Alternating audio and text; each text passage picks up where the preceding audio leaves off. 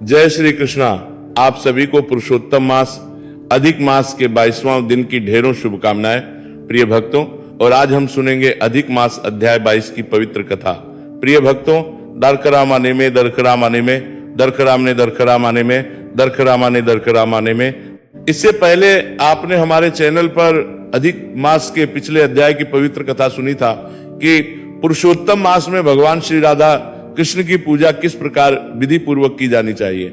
आपने जाना कि केवल प्रतिमा स्थापित कर देना पर्याप्त नहीं है, बल्कि उसमें प्राण प्रतिष्ठा करके भगवान का आवाहन करना आवश्यक है। साथ ही आपने षोडशोपचार पूजन की संपूर्ण विधि सुनी, जिसमें आसन, पाद्य, अर्घ्य, स्नान, वस्त्र, चंदन, पुष्प, धूप, दीप, नैवेद्य और आरती के द्वारा श्री पुरुषोत्तम भगवान को प्रसन्न करने का विधान बताया गया। आपने ये भी सुना कि जो श्रद्धालु पुरुषोत्तम मास में राधा सहित श्री कृष्ण भगवान का भक्ति और श्रद्धा के साथ नित्य पूजन करता है, वह इस लोक में समस्त सुखों को प्राप्त करके अंत में भगवान के परम धाम को प्राप्त होता है। लेकिन भक्तों, अब आगे क्या हुआ? पुरुषोत्तम मास की महिमा और भगवान की कृपा से जुड़ा कौन सा नया अद्भुत प्रसंग हमारे सामने आने वाला है? आइए आज की पवित्र कथा में इस दिव्य रहस्य को जानते हैं। द्रिधनवा राजा बोला, हे तपोधन, पुरुषोत्तम मास के व्रतों के लिए विस्तार पूर्वक नियमों को कहिए। भोजन क्या करना चाहिए और क्या नहीं करना चाहिए, और व्रती को व्रत में क्या मना है, विधान क्या है? श्री नारायण बोले, इस प्रकार राजा द्रिधनवा ने वाल्मीकि मुनि से पूछा। बाद लोगों के कल्याण के लिए वाल्मीकि मुनि ने सम्मान पूर्वक राजा से कहा। वाल्मीकि मुनि बोले, हे राजन, पुरुषोत्तम मास में जो नियम कहे गए, मुझसे कहे जाने वाले उन नियमों को संक्षेप में सुनिए। नियम में स्थित होकर पुरुषोत्तम मास में हविष्यान्न भोजन करें। गेहूं, चावल, मिश्री, मूंग, जौ, तिल, मटर, सावा, तिन्नी का चावल, बथुआ, हिमलोचिका, अदरक, कालशाक, मूल, कन, ककाजी, केला, सेंधा नोन, समुद्र नोन, दही, घी, बिना मक्खन निकाला हुआ दूध, कटहल, आम, हरड़, पीपर, जीरा, सोंठ, इमली, सुपारी, लवली, आंवला, ईख का गूछ होकर इन फलों को और बिना तेल के पके हुए पदार्थ को हविष्य कहते हैं। हविष्य भोजन मनुष्यों को उपवास के समान कहा गया है। समस्त आमिष, मांस, शहद, बेर, राजमांसादिक, राई और मादक पदार्थ, दाल, तिल का तेल, लाह से दूषित, भाव से दूषित, क्रिया से दूषित, शब्द से दूषित अन्न को त्याग करे। दूसरे का अन्न, दूसरे से वैर, दूसरे की स्त्री से गमन, तीर्थ के बिना देशांतर जाना, व्रती छोड़ देवे, देवता, वेद, द्विज, गुरु, गौ, व्रती, स्त्री, राजा और महात्माओं की निंदा करना पुरुषोत्तम मास में त्याग देवे। सूतिका का अन्न मांस है, फलों में जंबीरी नींबू मांस है, धान्यों में मसूर की दाल मांस है और बासी अन्न मांस है। बकरी, गौ, भैंस के दूध को छोकर और सब दूध आदि मांस है। और ब्राह्मण से खरीदा हुआ समस्त रस, पृथ्वी से उत्पन्न नमक मांस है। तांबे के पात्र में रखा हुआ दूध, चम्हे में रखा हुआ जल, अपने लिए पकाया गया अन्न को विद्वानों ने मांस कहा है। पुरुषोत्तम मास में ब्रह्मचर्य, पृथ्वी में शयन, पत्रावली में भोजन और दिन के चौथे पैर में भोजन करे। पुरुषोत्तम मास में राजस्वला स्त्री, अंत्यज, म्लेच्छ, पतित, संस्कारहीन, ब्राह्मण से द्वेष करने वाला, वेद से गिरा हुआ, इनके साथ बातचीत न करे। इन लोगों से देखा गया और काक पक्षी से देखा गया सूतक का अन्न 2 बार पकाया हुआ और भूजे हुए अन्नों को पुरुषोत्तम मास में भोजन नहीं करे। प्याज, लहसुन, मोथा, छतराक, गाजर, नालिक, मूली, शीघ्र इनको पुरुषोत्तम मास में त्याग देवे। व्रती इन पदार्थों को समस्त व्रतों में हमेशा त्याग करे। विष्णु भगवान के प्रीत्यर्थ अपनी शक्ति के अनुसार कृच्छ्र आदि व्रतों को करे। कोहजा, कंटकारिका, लटजीरा, मूली, बेल, इंद्रेव, आंवला के फल, नारियल, अलाबू, परवल, बेर, चर्मशाक, बैगन, आजिक, बल्ली और जल में उत्पन्न होने वाले शाक, प्रतिपद आदि तिथियों में क्रम से इन शाकों का त्याग करना। गृहस्थाश्रमी रविवार को आंवला सदा ही त्याग करे। पुरुषोत्तम भगवान के प्रीत्यर्थ जिन जिन वस्तुओं का त्याग करे, उन वस्तुओं को प्रथम ब्राह्मण को देकर फिर हमेशा भोजन करे। व्रती कार्तिक और माघ मास में इन नियमों को करे। हे राजन, व्रती नियम के बिना फलों को नहीं प्राप्त करता है। यदि शक्ति है तो उपवास करके पुरुषोत्तम का व्रत करे, अथवा घृत पान करे, अथवा दुग्ध पान करे, अथवा बिना मांगे जो कुछ मिल जाए उसको भोजन करे, अथवा व्रत करने वाला यथाशक्ति फलाहार आदि करे, जिसमें व्रत भंग न हो। विद्वान इस तरह व्रत का नियम धारण करे। पवित्र दिन प्रातःकाल उठकर पूर्वाण की क्रिया को करके भक्ति से श्री कृष्ण भगवान का हृदय में स्मरण करता हुआ नियम को ग्रहण करे। हे भूपते, उपवास व्रत नक्त व्रत और एक भुक्त इनमें से एक का निश्चय करके इस व्रत को करे। पुरुषोत्तम मास में भक्ति से श्रीमद् भागवत का श्रवण करे तो उस पुण्य को ब्रह्मा कभी कहने में समर्थ नहीं होंगे। श्री पुरुषोत्तम मास में लाख तुलसी दल से शालग्राम का पूजन करे तो उसका अनंत पुण्य होता है। श्री पुरुषोत्तम मास में कथनानुसार व्रत में स्थित व्रती को देखकर यमदूत सिंह को देखकर हाथी के समान भाग जाते हैं। हे राजन, ये पुरुषोत्तम मास व्रत 100 यज्ञों से भी श्रेष्ठ है, क्योंकि यज्ञ के करने से स्वर्ग की प्राप्ति होती है और पुरुषोत्तम मास व्रत करने से गोलोक को जाता है। जो पुरुषोत्तम मास व्रत करता है उसके शरीर में पृथ्वी के जो समस्त तीर्थ और क्षेत्र हैं तथा संपूर्ण देवता हैं वे सब निवास करते हैं। श्री पुरुषोत्तम मास का व्रत करने से दुःस्वप्न, दारिद्र्य और कायिक, वाचिक, मानसिक पाप ये सब नाश को प्राप्त होते हैं। पुरुषोत्तम भगवान की प्रसन्नता के लिए इंद्रादि देवता पुरुषोत्तम मास व्रत में तत्पर हरिभक्त की विघ्नों से रक्षा करते हैं। पुरुषोत्तम मास व्रत को करने वाले जिन जिन स्थानों में निवास करते हैं वहां उनके सम्मुख भूत प्रेत पिशाच आदि नहीं रहते। हे राजन, इस प्रकार जो विधि पूर्वक पुरुषोत्तम मास व्रत को करेगा उस मास व्रत के फलों को यथार्थ रूप से कहने के लिए साक्षात शेषनाग भगवान भी समर्थ नहीं है। श्री नारायण बोले, जो पुरुषों में श्रेष्ठ पुरुष मन से अत्यंत आदर के साथ इस प्रिय पुरुषोत्तम मास व्रत को करता है वह पुरुषों में श्रेष्ठ और अत्यंत प्रिय होकर रसिकेश्वर पुरुषोत्तम भगवान के साथ गोलोक में आनंद करता है। प्रिय भक्तों, अब सुनिए सीता नित्य नेम की कहानी। ये कहानी सीता माता कहती थी और श्री राम इसे सुना करते थे। एक दिन श्री राम भगवान को किसी काम के लिए बाहर जाना पड़ गया तो सीता माता कहने लगी कि भगवान, मेरा तो 12 वर्ष का नित्यनेम नित्य नियम है, अब आपके राम बाहर जाएंगे तो मैं अपनी कहानी किसे सुनाऊंगी। श्री राम ने कहा कि तुम कुएं की पाल पर जाकर बैठ जाना और वहां जो औरतें पानी भरने आएंगी उन्हें अपनी कहानी सुना देना। सीता माता कुएं की पाल पर जाकर बैठ जाती हैं। एक स्त्री आई, उसने रेशम की जरी की साड़ी पहन रखी थी और सोने का घड़ा ले रखा था। सीता माता उसे देख कहती हैं कि बहन, मेरा 12 वर्ष का नित्यनेम सुन लो। पर वह स्त्री बोली कि मैं तुम्हारा नित्यनेम सुनूंगी तो मुझे घर जाने में देर हो जाएगी और मेरी सास मुझसे लड़ेगी। उसने कहानी नहीं सुनी और चली गई। उसकी रेशम जरी की साड़ी फट गई, सोने का घड़ा मिट्टी के घड़े में बदल गया। सास ने देखा तो पूछा कि ये किसका दोष अपने सिर लेकर आ गई है। बहू ने कहा कि कुएं पर एक औरत बैठी थी, उसने कहानी सुनने के लिए कहा, लेकिन मैंने सुनी नहीं जिसका ये फल मिला। बहू की बात सुनकर अगले दिन वही साड़ी और घड़ा लेकर सास कुएं की पाल पर गई। सास को वही माता सीता बैठी मिली तो माता सीता ने कहा कि बहन, मेरी कहानी सुन लीजिए। सास बोली कि एक बार छोड़, मैं तो 4 बार कहानी सुन लूंगी। राम आए, लक्ष्मण आए, देश के पुजारी आए, नित्यनेम का नेम लाए, आओ राम बैठो। राम तपी रसोई जियो राम, माखन मिश्री खाओ राम, दूध बताशा पियो राम, सूत के पल का मोठो राम, शाल दुशाला पोठो राम, शाल दुशाला ओढ़ो राम, जब बोलूं जब राम ही राम।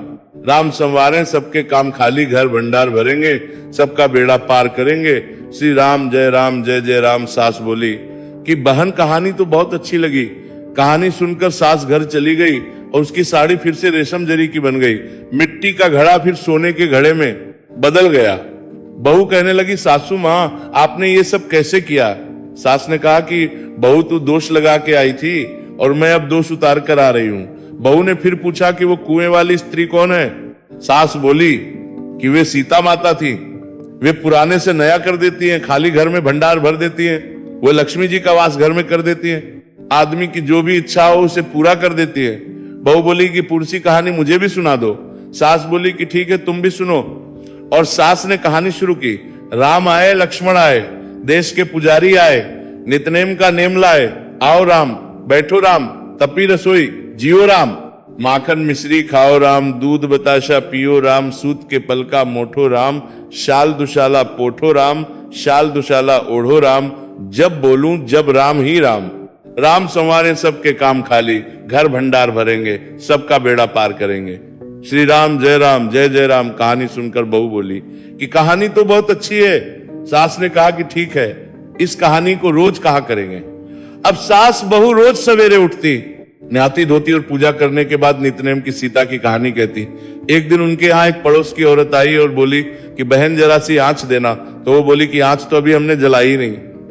पड़ोसन ने कहा कि तुम सुबह 4 बजे से उठकर क्या कर रही हो? फिर उन्होंने कहा कि सुबह उठकर हम पूजा करते हैं।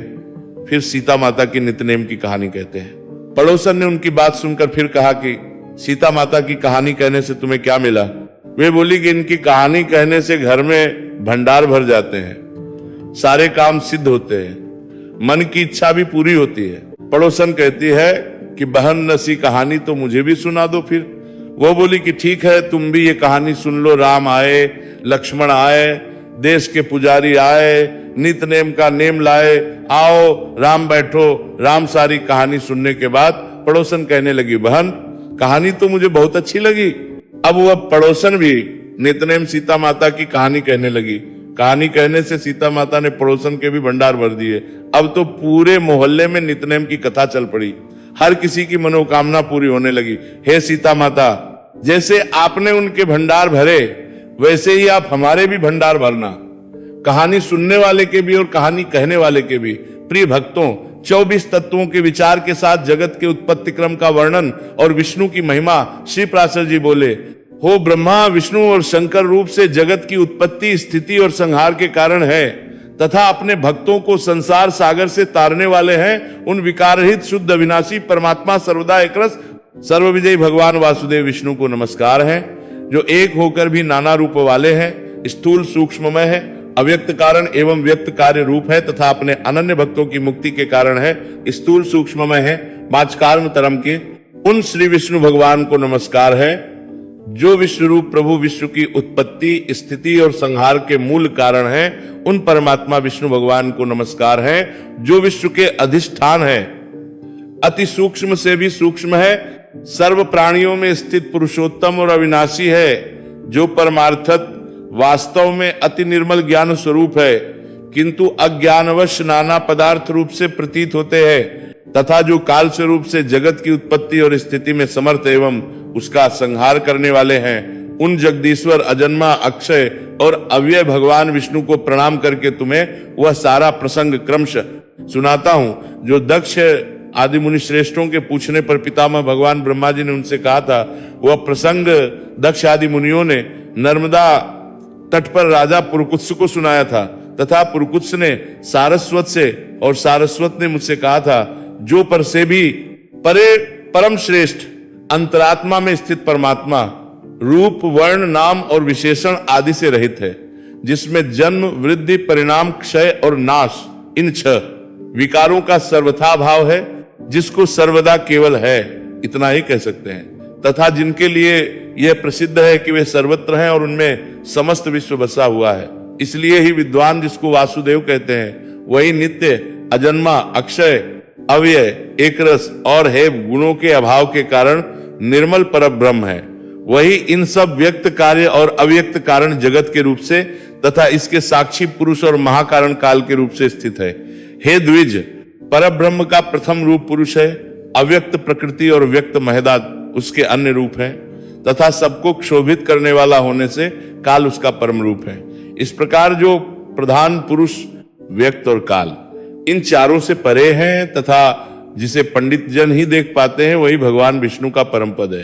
प्रधान पुरुष, व्यक्त और काल ये भगवान विष्णु के रूप पृथक पृथक संसार की उत्पत्ति, पालन और संहार के प्रकाश तथा उत्पादन में कारण है। भगवान विष्णु जो व्यक्त, अव्यक्त, पुरुष और काल रूप से स्थित होते हैं, इसे उनकी बालव्रत क्रीड़ा ही समझो। उनमें से अव्यक्त कारण को जो सदसद रूप कारण, शक्ति विशिष्ट और नित्य सदा एक रस है, श्रेष्ठ मुनिजन प्रधान तथा सूक्ष्म प्रकृति कहते हैं, वह क्षय रहित है, उसका कोई अन्य आधार भी नहीं है, तथा अप्रमेय, अजर, निश्चल शब्द स्पर्शी शून्य और उपाधि रहित है। वह त्रिगुणमय और जगत का कारण है तथा स्वयं अनादि एवं उत्पत्ति और लय से रहित है। यह संपूर्ण प्रपंच प्रलय काल से लेकर सृष्टि के आदि तक इसी से व्याप्त था। हे विद्वान, श्रुति के मर्म को जानने वाले, श्रुति प्रायण ब्रह्मवेत्ता महात्मागण इसी अर्थ को लक्ष्य करके प्रधान के प्रतिपादक इस श्लोक को कहा करते हैं। नाहो न रात्रिर्न नभो न भूमिर्नासीत् तमो ज्योतिर्भूद्य नान्यत श्रोत्रादि बुद्धयानुपालभ्यमेकं प्राधानिकं ब्रह्म पुमांस्तदासीत। उस समय प्रलय काल में न दिन था, न रात्रि थी, न आकाश था, न पृथ्वी थी, न अंधकार था, न प्रकाश था और न इनके अतिरिक्त कुछ और ही था। बस श्रोत्र आदि इंद्रियों और बुद्धि आदि का अविषय एक प्रधान ब्रह्म और पुरुष ही था। हे विप्र, विष्णु के परम उपाधि रहित स्वरूप से प्रधान और पुरुष ये 2 रूप हुए। उसी विष्णु के जिस अन्य रूप के द्वारा वे दोनों सृष्टि और प्रलय काल में संयुक्त और वियुक्त होते हैं, उस रूपांतर का ही नाम काल है। बीते हुए प्रलय काल में यह व्यक्त प्रपंच प्रकृति में लीन था, इसलिए प्रपंच के इस प्रलय को प्राकृत प्रलय कहते हैं। हे द्विज, काल रूप भगवान अनादि हैं, इनका अंत नहीं है, इसलिए संसार की उत्पत्ति, स्थिति और प्रलय भी कभी नहीं सकते हुए प्रवाह रूप से निरंतर होते रहते हैं। हे मैत्रेय, प्रलय काल में प्रधान प्रकृति के साम्य अवस्था में स्थित हो जाने पर और पुरुष के प्रकृति से पृथक स्थित हो जाने पर विष्णु भगवान का काल रूप प्रवृत्त होता है। तदनंतर सर्ग काल उपस्थित होने पर उन पर ब्रह्म परमात्मा विश्वरूप सर्वव्यापी सर्वभूतेश्वर सर्वात्मा परमेश्वर ने अपनी इच्छा से क्षोभित किया। जिस प्रकार क्रियाशील न होने पर भी गंध अपनी सन्निधि मात्र से ही मन को क्षोभित कर देता है, उसी प्रकार परमेश्वर अपनी सन्निधि मात्र से ही प्रधान और पुरुष को प्रेरित करते हैं। हे ब्राह्मण, वह पुरुषोत्तम ही इनको क्षोभित करने वाले हैं और वे ही क्षुब्ध होते हैं तथा संकोच, साम्य और विकास क्षोभ युक्त प्रधान रूप से भी वे ही स्थित हैं। ब्रह्मादि समस्त ईश्वरों के ईश्वर वे विष्णु ही समष्टि व्यष्टि रूप, ब्रह्मादि जीव रूप तथा महत्त्व रूप से स्थित है। हे द्विज श्रेष्ठ, सर्ग काल के प्राप्त होने पर गुणों की साम्यावस्था रूप प्रधान जब विष्णु के क्षेत्र जय रूप से अधिष्ठित हुआ तो उससे महत्तत्व की उत्पत्ति हुई। उत्पन्न हुए महान को प्रधान तत्व ने आवृत किया। महत्तत्व सात्विक, राजस और तामस भेद से 3 प्रकार का है, किंतु जिस प्रकार बीज छिलके से संभाव से ढंका रहता है वैसे ही यह त्रिविध महत्तत्व से ही वैकारिक, सात्विक, तेजस, राजस और तामस भूतादि 3 प्रकार का अहंकार उत्पन्न हुआ। हे महामुने, वह त्रिगुणात्मक होने से भूत और इंद्रिय आदि का कारण है और प्रधान से जैसे महत्तत्व तो व्याप्त है वैसे ही महत्तत्व से वह अहंकार व्याप्त है। भूतादि नामक तामस अहंकार ने विकृत होकर शब्द तन्मात्रा और उससे शब्द गुण वाले आकाश की रचना की। उस भूतादि तामस अहंकार ने शब्द तन्मात्रा रूप आकाश को व्याप्त किया। फिर शब्द तन्मात्रा रूप आकाश ने विकृत होकर स्पर्श तन्मात्रा को रचा। उस स्पर्श तन्मात्रा से बलवान वायु हुआ, उसका गुण स्पर्श माना गया है। शब्द तन्मात्रा रूप आकाश ने स्पर्श तन्मात्रा वाले वायु को आवृत किया है। फिर स्पर्श तन्मात्रा रूप वायु ने विकृत होकर रूप तन्मात्रा की सृष्टि की। रूप तन्मात्रा युक्त वायु से तेज उत्पन्न हुआ है, उसका गुण रूप कहा जाता है। स्पर्श तन्मात्रा वायु ने रूप तन्मात्रा वाले तेज को आवृत किया। फिर रूप तन्मात्रा में तेज ने भी विकृत होकर रस तन्मात्रा की रचना की। उस रस तन्मात्रा रूप से रस गुण वाला जल हुआ। रस तन्मात्रा वाले जल को रूप तन्मात्रा में तेज ने आवृत किया। रस तन्मात्रा रूप जल ने विकार को प्राप्त होकर गंध तन्मात्रा की सृष्टि की। उससे पृथ्वी उत्पन्न हुई है, जिसका गुण गंध माना जाता है। उन आकाशादि भूतों ने तन्मात्रा है, इसलिए वे तन्मात्रा गुण रूप ही कहे गए हैं। तन्मात्राओं में विशेष भाव नहीं है, इसलिए उनकी अविशेष संज्ञा है। वे अविशेष तन्मात्राएं शांत, घोर अथवा मूल नहीं है, अर्थात उनका सुख दुहक या मोहरूप से अनुभव नहीं हो सकता। इस प्रकार तामस अहंकार से यह भूत तन्मात्रा रूप सर्ग हुआ है। 10 इंद्रियां तेजस अर्थात राजस अहंकार से और उनके अधिष्ठाता देवता वैकारिक अर्थात सात्विक अहंकार से उत्पन्न हुए कहे जाते हैं। इस प्रकार इंद्रियों के अधिष्ठाता 10 देवता और 11वां मन वैकारिक सात्विक हैं। हे द्विज, त्वक, चक्षु, नासिका, जिह्वा और श्रोत्र ये 5 बुद्धि की सहायता से शब्द आदि विषयों को ग्रहण करने वाली 5 ज्ञान इंद्रियां हैं। हे मैत्रेय, पायु, गुदा, उपरथ, लिंग, हस्त, पाद और वाक ये 5 कर्मेंद्रियां हैं। इनके कर्म मूल मूत्र का त्याग, शिल्प, गति और वचन बतलाए जाते हैं। आकाश, वायु, तेज, जल और पृथ्वी ये 5 भूत उत्तरोत्तर क्रमश शब्द, स्पर्श आदि 5 गुणों से युक्त है। ये 5 भूत शांत, घोर और मोह है, अर्थात सुख, दुहक और मोहयुक्त है। अत ये विशेष कहलाते हैं। इन भूतों में पृथक पृथक नाना शक्तियां हैं। अत वे परस्पर पूर्णतया मिले बिना संसार की रचना नहीं कर सके, इसलिए एक दूसरे के आश्रय रहने वाले और एक ही संघात की उत्पत्ति के लक्ष्य वाले महत्त्व से लेकर विशेष पर्यंत प्रकृति के इन सभी विकारों ने पुरुष से अधिष्ठित होने के कारण परस्पर मिलकर सर्वथा एक होकर प्रधान तत्व अनुग्रह से अंड की उत्पत्ति की। हे महाबुद्धे, जल के बुलबुले के समान क्रमश भूतों से बड़ा हुआ वह गोलाकार और जल पर स्थित महान अंड ब्रह्म हिरण्यगर्भ रूप विष्णु का अति उत्तम प्राकृत आधार हुआ।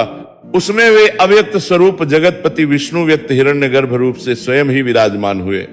उन महात्मा हिरण्यगर्भ का सुमेरु उल्ब गर्भ को ढंकने वाली झिल्ली, अन्य पर्वत, जरायु गर्भाशय तथा समुद्र गर्भाशय स्थिरस्थ था।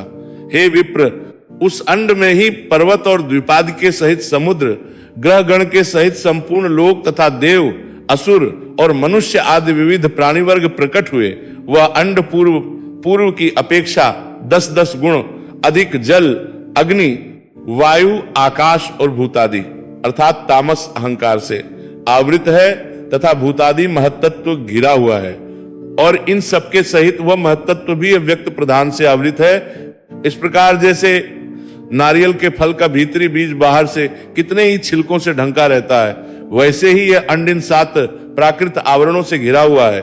उसमें स्थित हुए स्वयं विश्वेश्वर भगवान विष्णु ब्रह्मा होकर रजोगुण का आश्रय लेकर इस संसार की रचना में प्रवृत्त होते हैं, तथा रचना हो जाने पर सत्वगुण विशिष्ट अतुल पराक्रमी भगवान विष्णु उसका कल्पांत पर्यंत युग युग में पालन करते हैं। हे मैत्रेय, फिर कल्प का अंत होने पर अति दारुणतम प्रधान रुद्र रूप धारण कर वे जनार्दन विष्णु ही समस्त भूतों का भक्षण कर लेते हैं। इस प्रकार समस्त भूतों का भक्षण कर संसार को जलमय करके वे परमेश्वर से शैया पर शयन करते हैं। वह एक ही भगवान जनार्दन जगत की सृष्टि, स्थिति और संहार के लिए ब्रह्मा, विष्णु और शिव इन 3 संज्ञाओं को धारण करते हैं। वे प्रभु विष्णु सृष्टा ब्रह्मा होकर अपनी ही सृष्टि करते हैं, पालक विष्णु होकर पाल्य रूप अपना ही पालन करते हैं, और अंत में स्वयं ही संहारक शिव तथा स्वयं ही उपसन्नत लीन होते हैं। पृथ्वी, जल, तेज, वायु और आकाश तथा समस्त इंद्रियां और अंत कर्ण आदि जितना जगत है सब पुरुष रूप है,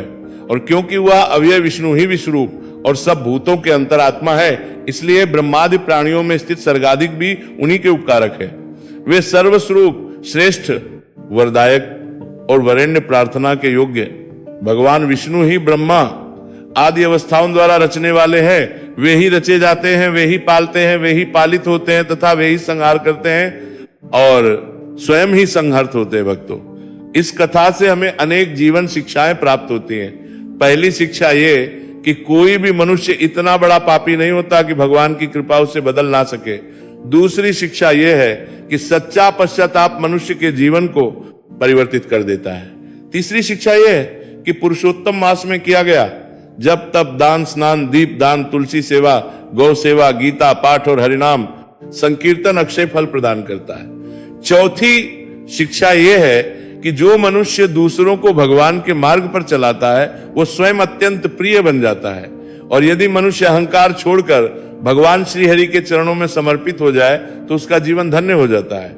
भक्तों, जरा सोचिए, धन, वैभव, पद और प्रतिष्ठा सब यही रह जाते हैं, किंतु भगवान का नाम, भगवान की भक्ति और सत्कर्म ही जीव के साथ जाते हैं। इसलिए इस दुर्लभ मानव जीवन को व्यर्थ मत जाने दीजिए। अधिक मास के प्रत्येक दिन को भगवान श्री कृष्ण पुरुषोत्तम भगवान की भक्ति में लगाइए। अपने घर में तुलसी माता की सेवा कीजिए, गीता का पाठ कीजिए, गौ माता की सेवा कीजिए, दीप दान कीजिए, ब्राह्मणों और जरूरतमंदों की सहायता कीजिए और प्रेम पूर्वक भगवान श्री हरि का नाम स्मरण कीजिए। इसी में जीवन की सच्ची सफलता है। श्रद्धा से जय श्री हरि अवश्य लिखे कथा को अधिक से अधिक लोगों तक पहुंचाए। वीडियो को लाइक करें और हमारे चैनल को सदस्य बनकर अपना प्रेम और आशीर्वाद अवश्य प्रदान करें। भगवान श्री हरि और पुरुषोत्तम प्रभु की कृपा सभी भक्तों पर सदैव बनी रहे। हरे कृष्ण।